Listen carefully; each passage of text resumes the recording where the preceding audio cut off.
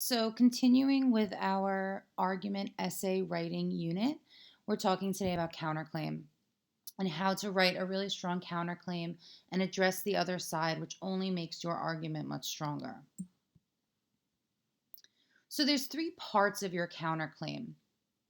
The first is the counterclaim itself, what the other side believes. The other part is making sure that your claim and what you're arguing and what you're trying to prove is very strong. So it distinguishes the difference between your claim and your counterclaim. And then finally, you want to include a rebuttal. Why is the other side wrong? So let's talk first about your claim. You have to have a strong, well developed claim in order for your counterclaim to also be well developed and distinctive and different from your claim. So, the most important thing is to state your claim. So, this is like an okay example of a claim. Summer vacation is important for all students. It's okay. It's a claim, but it could be better. So, add your why and your reasoning to make your claim better. Summer vacation is important for all students because it provides a break from school, time to spend with family traveling, at camp, or working. By adding your reasoning, you're building a better claim. Now, if you really want to go big, you need to step up your vocabulary. This is a best level claim. Summer vacation is vital to all students because it provides them with a break from the academic rigor of school, gives time to spend with family, and the opportunity to attend camp, summer programs, or work. So here, we're stepping up our vocabulary to say summer vacation isn't just important, it's vital. We need it, we have to have it. In addition, we're saying, hey, school is academically rigorous. It's a lot for kids, they need a break.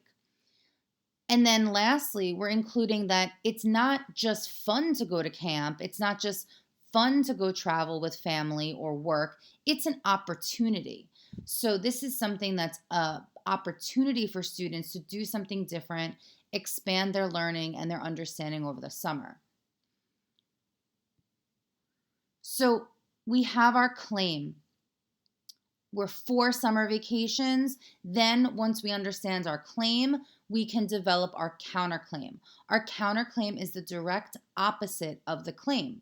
So, the direct opposite of something for summer vacations would be against summer vacation. So, our counterclaim needs to state what the other side believes. Some may argue that summer vacation is no longer needed because it only leads to learning loss and provides childcare hardships for families. But this is not true. So here we want to state what the other side is saying, and then we want to say, you know what, that's just not true, or that's not valid, or there's some problems with this idea. And then in your rebuttal, you're going to explain why. So let's try this. Write a best level claim and a counterclaim against it. So if we think of something easy, like which sport is better, basketball or football, write a claim and then write the counterclaim opposite of it. So write your claim that includes your why, your reasoning. Why is basketball or football better? And then what would the other side say? Write your counterclaim that includes why people think this. Try to use a counterclaim sentence starter like some may argue, or on the other hand, or some people may believe. So just to review, claim is your position or your stance on an issue. Counterclaim is the direct opposite, what the other side is arguing. The rebuttal is your response and why the argument is wrong. So it supports your argument. Let's take a look at some counterclaims. Skateboarding has gotten a bad reputation. For some reason, lots of people don't approve of this activity. Perhaps they think it's too dangerous. For many skaters, though, skateboarding is an important part of their lives. Their boards provide transportation as well as a way to spend free time and improve their skills. Adding competitive skateboarding to a school's offered options of sports is a great idea because it will benefit students and the public. It will provide a safe, organized place for skateboarding, and it will attract a group of students who might not otherwise get involved. There are still many people who argue that skateboarding is too dangerous to be an after-school sport. It may be true that there is some risk involved, but that's no different from other athletics.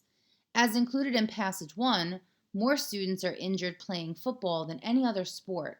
Head injuries are the most frequent and most serious. Despite this, there isn't much talk of taking the football team away. Skateboarding isn't a contact sport, so no one is hitting another person purposefully, and the injury risk goes way down in an organized skate park environment. Compared to some other sports, skateboarding doesn't present many risks. So take a look here. What is the claim? What is it that this writer is arguing for? What is it that they believe? Now, what's the counterclaim? What is the other side? Look for those counterclaim indicators like some may argue, others may say. What's the rebuttal? How do they counter this? How do they say, you know what, this just isn't true, or this argument is not valid?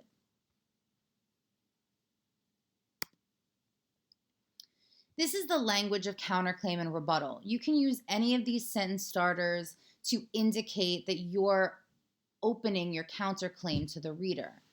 You can use any of these transitions here to show that you're indicating rebuttal. So try to use some of these sentence stems to build your counterclaim and your rebuttal. So now let's take some time to write a counterclaim paragraph on the topic of social media and cell phones, which we've been thinking about. We know a lot about this. We have a lot of experience with this.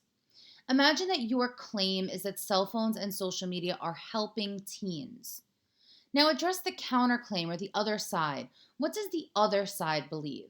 What does the other side think about social media and cell phones hurting teens?